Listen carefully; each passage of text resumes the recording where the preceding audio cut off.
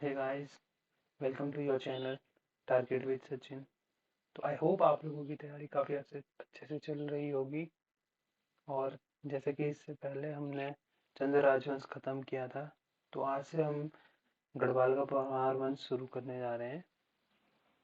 तो जैसे कि पवार वंश है और इससे पहले जो हमने पढ़ा चंद्र राजवंश, तो दोनों एक ही समय के हैं। तो मतलब गढ़वाल में उस समय पे पवारों का राज था और कुमाऊं में उस समय चंद्र राजवंशों का राज था। ठीक है, तो इसमें कोई कंफ्यूजन नहीं होगी। जो पहली बार पढ़ रहा है उसमें थोड़ा डिफिकल्टी हो सकती है। तो ये सिंपल सा शासन है कि उस समय गढ़वाल में पवारों का शासन था और वहाँ चंदों का शासन था। ठीक है, तो जो कत्यूरी है, जैसे कि इसमें बताया गया है कत्यूरी है, तो कत्यूरी में क्या हुआ, कत्यूरी जो शासन था उसके बाद क्या हुआ, कत्यूरी दोनों जगह था। उसके बाद क्या होता है कि पश्चिम में पवार वंश चले जाता है, जो कि क्या कहलाता है, पवार वंश कहलाता है, गढ़वाल का पवार वंश। और पूर्व में चंद होते हैं जो कि कुमाऊं में राज करते हैं। ठीक है, अब जो पवार वंश है, तो जो पवार वंश है उसका शासन कहाँ से शुरू माना जाता है, उसका शासन माना जाता है कि जो चमोली के आसपास चांदपुर गढ़ी है, वहीं से उसका क्या शुरू हुआ था, शासन शुरू हुआ था पवार वंश का। ठीक है, और बाद में पवारों ने क्या किया था, पवार के राजा ने 52 गढ़ों को जीता था। तो पहले से अलग अलग जाति के अलग अलग छोटे छोटे गढ़ होते थे, लेकिन पवार ने क्या किया था कि पूरे 52 गढ़ों को जीत लिया था उसने, और मिलकर उसे क्या गढ़वाल वंश बना दिया था उसने। और इसका श्रेय किसे जाता है, अजयपाल। तो अजयपाल ही था जिसने वो 52 गढ़ों को जीता था। ठीक है, नेक्स्ट है, अब जो पवार वंश के सोर्स हैं वो कौन कौन से हैं। तो जो उसके साहित्य मिले हैं वो जैसे मानवेय काव्य मिला है उसका, कवि भरत का मानसा के राजा के समय का सभा, मानसा के राजा के समय का है जो। ठीक है, सभासार मिला है जो भी किसका है, सुदर्शन शाह का है और 1828 में।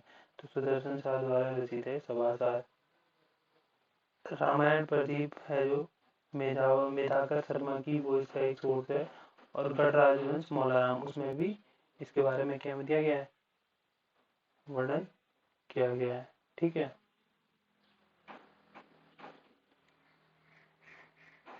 इसके बाद जो है मुस्लिम साहित्य में भी इसके बारे में वर्णन मिलता है।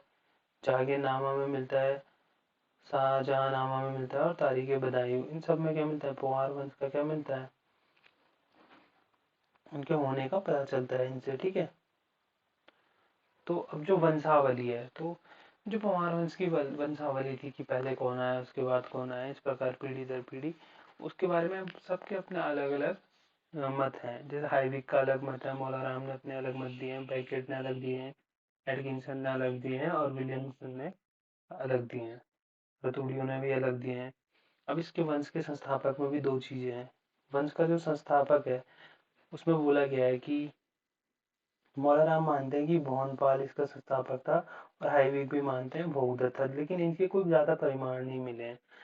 और कुछ लोग मानते हैं, ज्यादातर लोग मानते हैं कि कौन था, कनकपाल था, क्योंकि इसके बहुत सारे कुछ कुछ रिलेटेबल सोर्स मिले हैं। ठीक है, जैसे पैकेट हो गया, सभासार हो गई, और एटकिंसन के अनुसार क्या थे, कनकपाल ही क्या था, इस वंश का संस्थापक था। ठीक है, जैसे कि इससे पहले हमने चंद्रवंश पढ़ा था, तो चंद्रवंश का संस्थापक कौन था, सोमचंद था।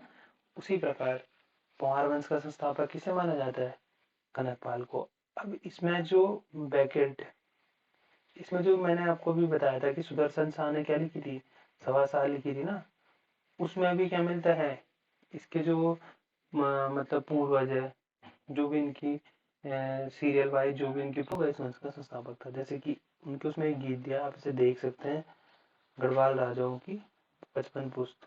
तो इसमें सब कुछ दिया, उनकी पूरी पुस्तकों के बारे में दिया। और सेम जो बैकेट ने दिया है वो भी सेम दिया है। सबसे पहला बताया उसने कनकपाल को, पहला राजा, और सेम सभासार में भी बताया गया है।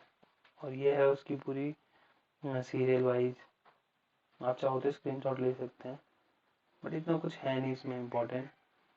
ठीक है, ये दोनों एक दूसरे से मेल खाती है। इस आधार पर भी हम कह सकते हैं कि जो कनकपाल था वो क्या था, पवार वंश का संस्थापक था। ठीक है, अब जो हमने बात की, हमें थोड़ा बहुत कनक पाल के बारे में पता है, लेकिन जो उसके बाद हमारा जो मेन मुद्दा है वो शुरू होता है अजय पाल से। कहाँ से शुरू होगा? अजय पाल से, जो कि क्या कहता, 37वां राजा था। ठीक है, इसी ने क्या किया था, 52 गणों को मिलाकर क्या बनाया था, एक गढ़वाल वंश शुरू किया था। इससे पहले के जो भी राजा हुए और कनकपाल के बाद के जो राजा, उन लोगों के बारे में अभी तक कोई भी ठोस सबूत प्राप्त नहीं है, इसलिए हम उनके बारे में कुछ चर्चा नहीं कर सकते। तो इसके बाद हम शुरू डायरेक्ट करेंगे कहाँ से, अजय पाल से। ठीक है, जो भी हम, अब एक फैक्ट है कि जो कनकपाल है उसने कौनपुर गढ़ का किला बनाया था, जहाँ से भी उसके साक्ष्य प्राप्त हुए हमें। ठीक है, और इससे पहले कौन थे, जगतपाल थे, उसको उसका थोड़ा बहुत लेख हमें मिला है कहाँ, देव, मतलब इसमें से भी 3 राजाओं के थोड़ा बहुत मिले हैं। देवप्रयाग ताम्र अभिलेख में मिला है। ठीक है, एक लसन देव जो कि 28वां राजा था, उसका मिला है, उसका एक ताम्र अभिलेख मिला है। और जो अनंतपाल था 29वां राजा इनका, तो उसका भी धारशिल शिलालेख मिला है, जो कि कहाँ से मिला है, ऊखीमठ से मिला है। ठीक है, अब हम शुरू करेंगे अपना कनकपाल से। जैसे कि हमने बहुत सारी चीजें देखी, तो वहाँ पे क्या है, कनकपाल के बारे में साक्ष्य प्राप्त हुए हैं हमें थोड़ा बहुत, तो उस हिसाब से हम मान सकते हैं कि कनकपाल ही क्या था, यहाँ का संस्थापक था। तो कनकपाल का शासन वो 688 ईस्वी में गद्दी पर बैठा। तो जो ये था, ये कहाँ का था, ये गुजरात के धार नगरी मालवा से आया था। ठीक है, गुजरात से वैसे मालवा से आया था ये। ठीक है, सबसे पहले, और कुछ का मानना है कि ये गुज्जर देश का था। तो गुज्जर देश यानी कि उस समय गुजरात, राजस्थान और महाराष्ट्र के क्षेत्र को मिला के क्या कहा जाता था, गुज्जर देश कहा जाता था। ठीक है, इसलिए उसे कहा गया कि कनकपाल कहाँ से आया था, गुर्जर देश से। अगला है कि गढ़वाल में प्रसिद्ध गणेश जी की जो सूंड होती है वो दाई ओर मुड़ी है, जो कि गुर्जर देश को दिखाती है। ठीक है, आप देखेंगे गढ़वाल के घरों में या कहीं पे भी गणेश भगवान को बहुत अधिक माना जाता है। तो लेकिन जो उनकी सूंड है वो किधर दिखाई जाती है, दाई ओर, जबकि ज्यादातर देखो उनकी जो सूंड है वो बाई ओर है। ठीक है, इससे भी सिद्ध होता है कि वो कहाँ का था, गुर्जर देश का था। ठीक है, उसके बाद जो विश्वनाथ और परशुराम मंदिर है, उस परशुराम मंदिर जो, इसके बाद जो विश्वनाथ और परशुराम मंदिर है उत्तरकाशी में, उसमें प्रदीप शाह से सुदर्शन शाह की वंशावलियों के भी नाम है। इससे भी हमें क्या पता चलता है, पवारों के होने का पता चलता है। ठीक है, जो पवाड़े हैं वो वीर गाथाएं हैं, इससे पहले भी आपको बता चुका हूँ। इसके कुछ और ज्यादा हमें क्या नहीं मिले हैं, साक्ष्य नहीं मिला है। तो इसके बाद हम देखेंगे क्या, इनका जो 37वां राजा और जहाँ से माना जाता है, जिसके सबसे ज्यादा स्रोत हमें मिले हुए हैं। ठीक है, अजयपाल है, जो अजयपाल का शासन काल भी है वो कुछ फिक्स नहीं है। ठीक है, कि कब से कब तक रहा, लेकिन जितने अभी तक साक्ष्य मिले हैं उनमें भी यही माना जाता है कि 1490 से उसका शासन शुरू हुआ, जो कि 1519 तक चला। ठीक है, ये कभी नहीं आएगा कि अजयपाल का शासन कब से शुरू होता, उसके बारे में आ सकता है कि उसके बारे में क्या क्या फैक्ट्स हैं। तो ये 52 गढ़ों को जीतने वाला पहला शासक था। ठीक है, अभी इसके नेक्स्ट पेज में अटैच कर लूंगा फाइल, तो आप वहां से देख सकते हैं। तो 52 गढ़ में तो 52 छोटे छोटे किले थे, जो गढ़वाल में 52 छोटे छोटे शासक थे, उन सबको विजित कर कर इसने एक बनाया था। तो ये 52 गढ़ों का विजेता कहलाता था और महान शासक था। ठीक है, इसने 1512 में क्या किया, इसने 1512 में अपनी राजधानी चांदपुर से क्या किया, इसने पहले देवलगढ़ शिफ्ट की 1512 में। अब देवलगढ़ कहाँ है, तो देवलगढ़ श्रीनगर से 7-8 मील की दूरी पर एक पहाड़ी पर बसा गांव है। ठीक है, और उसके बाद में इसने कहाँ शिफ्ट कर दी थी, श्रीनगर अपनी राजधानी शिफ्ट कर दी थी। ठीक है, अब जो मानवोदय काव्य है, मानवोदय काव्य में इसे किसकी संज्ञा दी गई है, युधिष्ठिर, भीम, कुबेर नाम से प्रसिद्ध है मानवोदय काव्य में। ठीक है, अभी मैंने आपको देवलगढ़ बताया था जहाँ उसने राजधानी शिफ्ट की थी। देखो चांदपुरगढ़ तो हो गया चमोली से आगे, जो आज बद्री का एरिया है उस जगह पर ही चांदपुरगढ़ है, जहाँ से जयपाल ने अपना शासन शुरू किया था। ठीक है, और देवलगढ़ जो है, देवलगढ़ में अभी आपको बताया था कि क्या ये श्रीनगर से 7-8 मील की दूरी पर है। और इसके बारे में एक फैक्ट ये है कि देवलगढ़ में जो गोरखनाथ पंथ के संत थे ना, सतनाथ, वही उनका आवास था। ठीक है, गोरखनाथ पंथ के संत का जो संत सत्यनाथ का जो आवास था वो यही था। और जो अजयपाल था वो भी क्या था, एक सत्यनाथ पंथ अनुयायी था, समझ लो। ठीक है। अब जो देवलगढ़ में राजभवन की स्थापना कर उसने क्या किया था, देवलगढ़ में ही क्या किया था, अपनी कुल देवी, जो उनकी कुल देवी थी राज राजेश्वरी, उसकी स्थापना की थी। ठीक है। ये क्वेश्चन आता है, ये तो इसे इम्पोर्टेंटली हम याद रखेंगे। कुल देवी कौन थी, राज राजेश्वरी जी। ठीक है।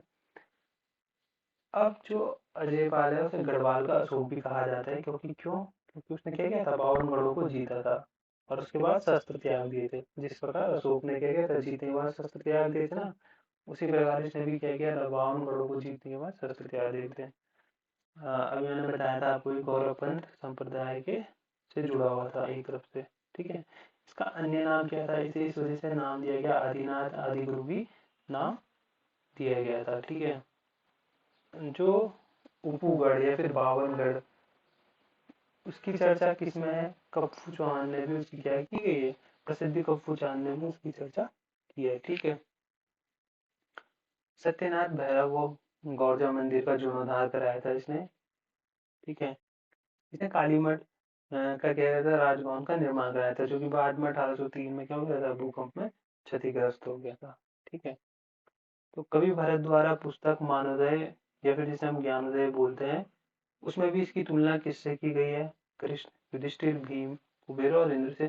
क्योंकि अजयपाल के बारे में सबसे अच्छी बात ये थी कि एक तो वो साहसी था, तो उसने अपने पूरे 52 गढ़ को तो जीता ही था, लेकिन वो अपनी प्रजा के बारे में भी बहुत कुछ सोचता था, उनकी चिंता, उनकी समस्याओं का हमेशा ध्यान रखता था। बहुत ही मतलब उदार किस्म का शासक था। ठीक है। और सबसे श्रेष्ठ शासक भी यही है इसमें, अजयपाल। ठीक है। इसके बाद आता है, इसने एक रीति चलाई थी, सरोला ब्राह्मण जी थी। इसके राज में क्या हुआ था, जब देखा गया कि लोग एक दूसरे छोटी जाति या फिर ऊंची जाति में भेदभाव कर रहे थे, तो इसने एक सरोला ब्राह्मण रीति बनाई, जिसमें सैनिकों के लिए ऐसा खाना तैयार किया गया जिसके हाथ का सब लोग खा सकते थे। नेक्स्ट देखते हैं हम कि इसने माननीकरण किया था, मानकीकरण किया था। इसने क्या किया था, मानकीकरण किया था, मतलब नापने की जो तरीका होता है उसका एक प्रकार बनाया था, समझ सकते हैं। मतलब जिसे धूल या पाथा कहता था, वो 2 किलो के बराबर होता था, मापन प्रणाली। ठीक है। साबरी मंत्र में भी इसकी चर्चा है। ठीक है। इस, इसकी मृत्यु होती है 1519 में। ठीक है। इसका अन्य नाम, इसे गढ़वाल का बिस्मार्क भी कहा जाता है या फिर गढ़वाल का नेपोलियन भी कहा जाता है। तो ये दोनों इंपॉर्टेंट फैक्ट है, इसे हम ध्यान रखेंगे, गढ़वाल का नेपोलियन और गढ़वाल का बिस्मार्क। ठीक है। नेक्स्ट है कि देवल के विष्णु मंदिर में, देवलगढ़ है जो, उसके देवलगढ़ के विष्णु मंदिर में दाहिने और ठीक सामने दीवार पर क्या है, अजयपाल का एक पद्मासन मुद्रा में चित्र है। वहां पर एक अजयपाल का क्या है, पद्मासन मुद्रा में चित्र है, जिसमें उसके कानों में कुंडल है और सर पर पगड़ी है। वो बाई ओर लिखित है क्या, अजयपाल की धर्म पाथो भंडारी करोकू। ठीक है। अर्थात इससे एक चीज ये भी पता चलती है कि इसके पूरे साक्ष्य उपलब्ध है अजयपाल के, और इससे ये भी सिद्ध होता है कि इसकी मतलब उस समय पे कितनी ज्यादा मतलब लोग इसकी बहुत ज्यादा इज्जत करते रहे होंगे, एज ए भगवान जैसे समझते होंगे, क्योंकि इसके कार्य बहुत अच्छे रहे होंगे उस टाइम पे। ठीक है। अब जो मैंने अभी जैसा आपको बताया था इसके बारे में कि जो 52 गढ़ हैं इसने जो जीते थे वो कौन कौन से थे, तो चांदपुरगढ़ जो, जहाँ इसने अपनी राजधानी बनाई, ये इम्पोर्टेंट भी क्या मतलब, हाँ इम्पोर्टेंट है, इसने अपनी पहली राजधानी वहीं बनाई थी। तो चांदपुरगढ़ कहाँ है, मैंने यहाँ आपको बताया था, चमोली के आदि बद्री के आसपास का एरिया है ये चांदपुरगढ़। ठीक है। ऐसे ही करके 52 गढ़ों को इसने क्या किया था, विजिट किया था। ये ये रहे वो 52 गढ़। ठीक है। लास्ट था कौड़ागढ़, रावत जाति का। तो आपको अगर ये इसके बारे में देखना होगा तो हमारे टेलीग्राम चैनल पर आपको इसके नोट्स मिल जाएंगे, तो आप वहां से ले सकते हो पूरी पीडीएफ। ठीक है। अजयपाल क्या होता है, 37वां राजा होता है। तो इसके बाद के भी अन्य राजाओं के बारे में कुछ विशेष तथ्य प्राप्त नहीं है, इससे सीधे 42वें राजा सहजपाल पे आते हैं। तो सहजपाल को का वर्णन हमें मानवोदय काव्य में मिलता है, वो रामायण प्रदीप में मिलता है। ठीक है।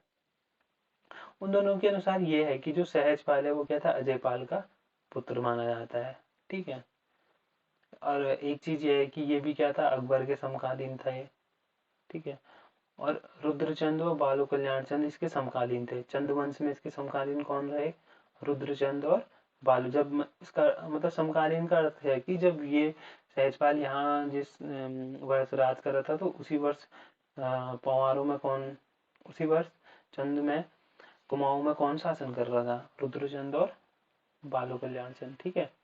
तो अकबर का एक दल गंगा नदी उद्गम का पता लगाया था। इसी के समय पे आपने अभी जब आप पढ़ेंगे तो अकबर का एक दल क्या होता है, जब वो बहुत गंगा नदी का उद्गम ढूंढने के आते हैं, जब उसे पता चलता है बहुत पवित्र नदी है वगैरह, तो उसका एक दल उसी समय क्या आता है, यहाँ आता है गंगा नदी के उद्गम का पता लगाने के लिए। ठीक है। देवप्रयाग के रघुनाथ मंदिर में भी एक जो घंटी है उसमें क्या है, उसमें भी कुछ लिपि में लिखा गया है, जिससे पता चलता है कि क्या इसी ने वो घंटी वहां पर क्या की थी, चढ़ाई थी, भगवान को अर्पित की थी 1561 में। ठीक है। तो आज के लिए हम सहजपाल तक ही देखेंगे और एक बार अच्छे से रिवीजन करेंगे, ताकि जो भी इम्पोर्टेंट फैक्ट्स हैं हमें पता चलते रहें। इससे रिलेटेड जो भी क्वेश्चंस बनने होंगे वो मैं आपके टेलीग्राम चैनल पे पोस्ट कर लूँगा, तो आप वहाँ से उस क्विज को अटेम्प्ट कर सकते हैं और इसकी पीडीएफ भी आपको वहीं पे मिल जाएगी। ठीक है। आई होप आप लोगों को समझ में आई होगी वीडियो अच्छे से। कुछ नहीं है इसमें, कुछ इतना वो नहीं है, क्योंकि देखो प्रमाण आपको भी पता है कि इतने कुछ ज्यादा खास मिले नहीं है।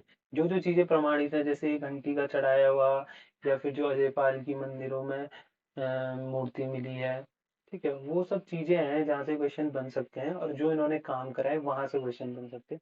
और कुछ इतना कुछ आता नहीं है कि कब शासन शुरू हुआ था, कब शासन खत्म हुआ था, ऐसे कुछ क्वेश्चन बनते नहीं है इसमें से। तो आई होप आप लोगों को ये वीडियो समझ में आई होगी और आप लोगों की तैयारी भी काफ़ी सही से चल रही होगी। तो मिलते हैं नेक्स्ट वीडियो में। इससे आगे हम अगली वीडियो में कंप्लीट करेंगे। Till then take care. Thank you.